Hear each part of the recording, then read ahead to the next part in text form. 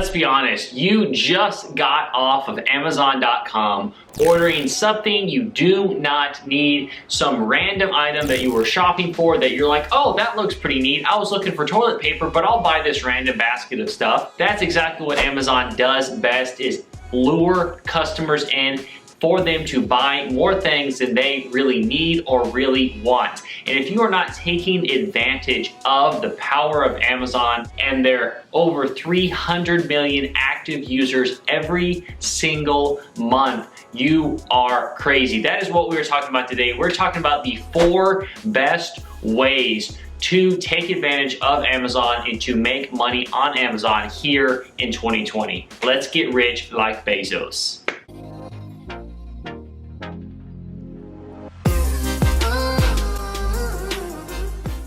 Alright guys, so today we are breaking it down. We are getting down and dirty with Amazon, showing you how you can make money with the 4 ways on Amazon here in 2020. We're going to jump right into this, but first of all, if you have not liked the video yet, if you feel like it, if you want to, if your finger is not too tired to hit that thumbs up button until it turns blue, why don't you help out the channel? I always appreciate it. If you want to subscribe and join the Bell Squad, make sure you do that as well. Without further ado, let's hop into number 1, and it is a personal favorite of mine, and in my opinion, the best one. We are starting out with the best one, and that is Amazon FBA.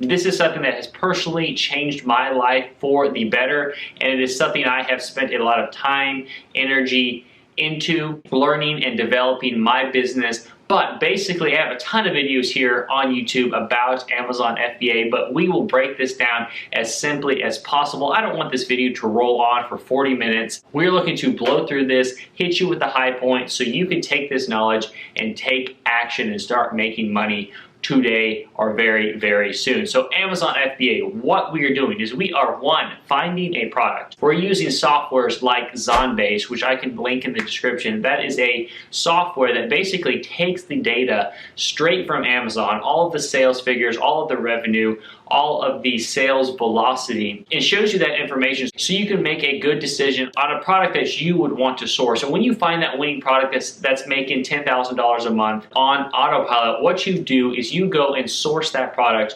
from, it could be the United States, it could be India, it could be China. Most of the time it is China, depending on the product, but you find a manufacturer and you source that product and you get it shipped directly to an Amazon warehouse. You're not having to touch the product, you're not shipping it to your house, you're not fulfilling it out of your house. You ship it directly to an Amazon warehouse with a freight forwarder, so your hands are completely off of it. And when the product is ordered by the customer, when the product goes live, Amazon simply grabs your product, puts it in a box, ships it out to the customer without you having to do anything whatsoever. All you do is sit back and wait for payday, which is every 2 weeks. We're not waiting to get paid once per month. You get paid every 2 weeks by Amazon simply by listing your product on Amazon and letting them handle all of the fulfillment, all of the shipping, all of the packing, all of the returns, all of the customer service. It is an incredible deal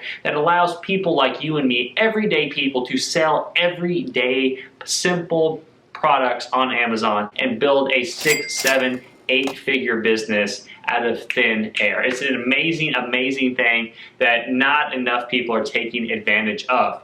And I want to bust one myth for you right now, because everyone seems to come to me and ask this, and they're like, Rhett, is Amazon too competitive? Is Amazon too saturated? And really every time I respond with, Amazon has over 10 million products listed on there, with over 300 million active users every single month.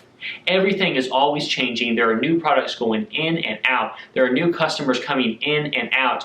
And everything is moving so fast with Amazon that it cannot possibly be oversaturated or too competitive. There are not enough sellers to meet the demands of the hundreds of millions of people that are shopping on Amazon every single day. So do not worry about that whatsoever. If you want to learn more about Amazon FBA, the process, even if you're just a brand new, a beginner, I put together a beginner's program specifically for you down in the description. You can check it out if you like, but we're gonna roll straight into number 2, and that is Amazon publishing. This is Kindle, paperback, or audiobook.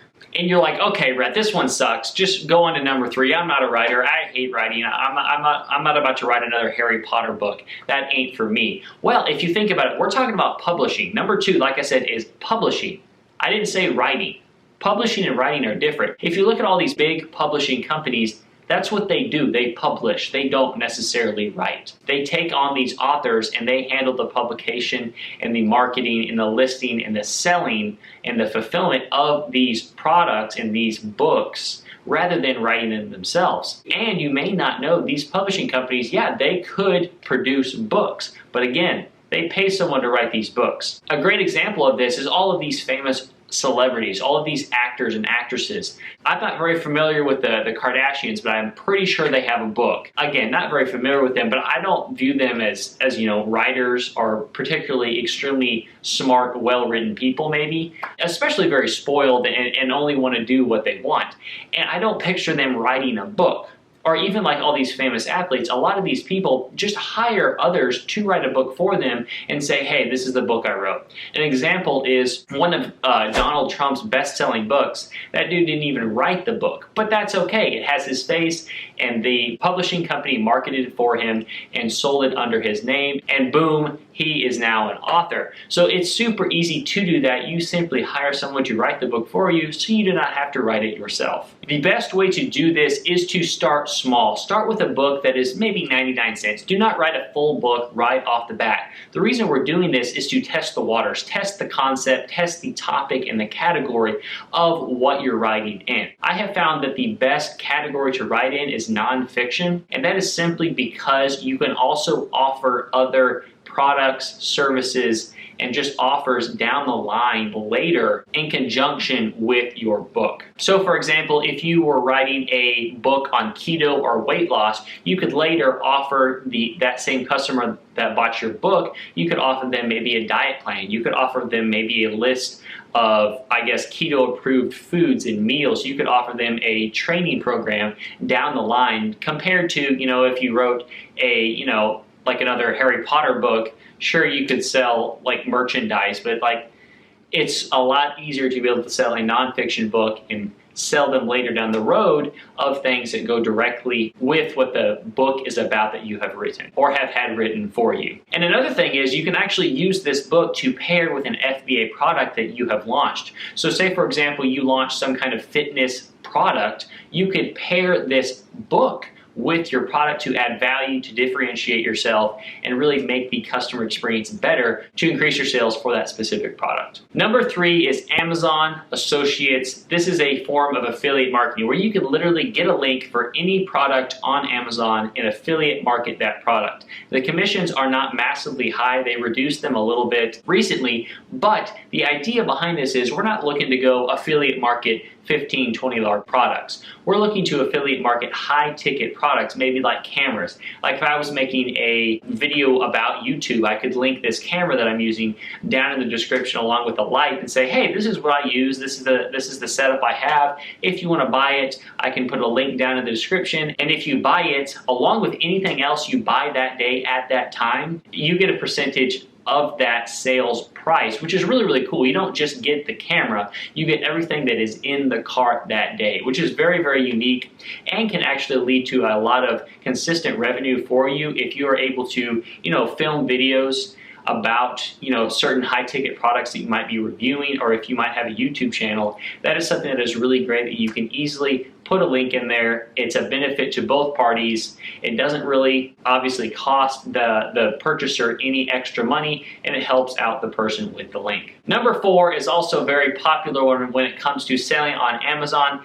and that is retail arbitrage. And I'm sure that term is a bit confusing when I threw it out at you, but let me break it down here for you. Very simple. It is simply reselling products on Amazon. So what you would do, it's a little more labor intensive than Amazon Amazon FBA. That is why I prefer Amazon FBA, as it is more scalable and more automated. But when it comes to retail arbitrage, what you are doing essentially is going to Walmart, going to the Dollar Tree, going to Dollar General, or whatever place that might have something on sale. For example, Walmart might be having a sale on some item and it's 50% off. We're trying to get rid of it, clearance. And what you would do is you would go to Walmart, you would take your app out, your Amazon app, and you would scan that barcode, and it would basically show you what that item is selling for on Amazon right now. And essentially you would say, oh, okay, this yoga mat is selling for $40 on Amazon right now, but hey,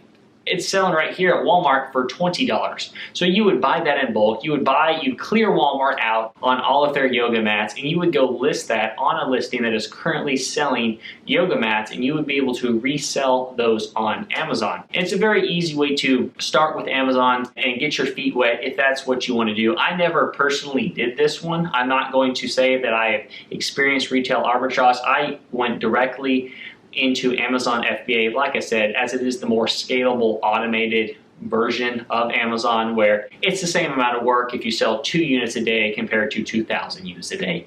And that's the idea, is being able to work on your business, not work in your business, and be able to really start to automate things and get your time back so you can start living life, again, like we always say, like it is truly meant to be lived. So guys, if you found this valuable, if you like those 4 ways of making money on Amazon here in 2020, if you want to check out the Amazon Quick Start Agency program, I made that specifically for beginners, and it also has a bonus in there showing you how to actually make money on Amazon without actually investing in the products upfront and having all of that upfront capital cost. So if you haven't already, smash that like button, subscribe down below, and make sure you ring-a-ding-ding that little bell. And I will catch you next time.